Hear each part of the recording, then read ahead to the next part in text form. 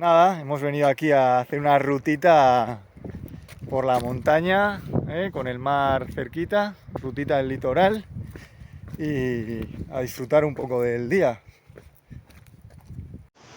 Estamos aquí en un sitio espectacular y el ser humano, como siempre, reventando el planeta. Bidones, mira, un bidón. Se ve que hay gente con poca conciencia. Bueno, se supone que este era un sitio donde subían la mercancía para arriba, pero bueno.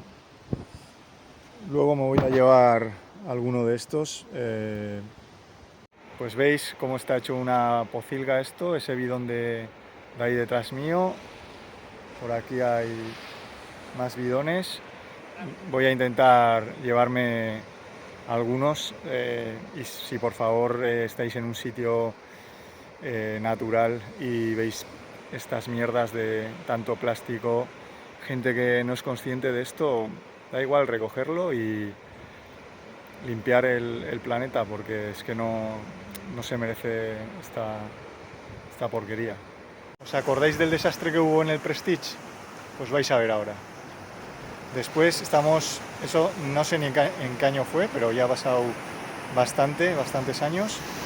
Y mirar estas piedras como están todavía aquí en la costa guipuzcoana.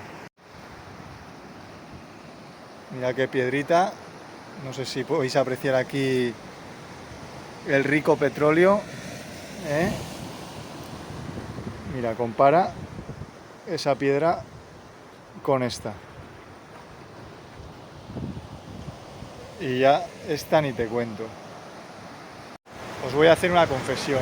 Después de haber estado caminando por estas piedras de allí, llenas de crudo, de chapapote que todavía tenían o tienen desde aquel desastre, la sensación ha sido muy desagradable. O sea, te quedas como pegado caminando en las rocas y sentías como la suciedad del crudo, del petróleo en las rocas. Entonces es increíble, todavía después de tantos años la naturaleza pues sigue sin recuperarse y todavía van a pasar muchos años más hasta que eso se vaya.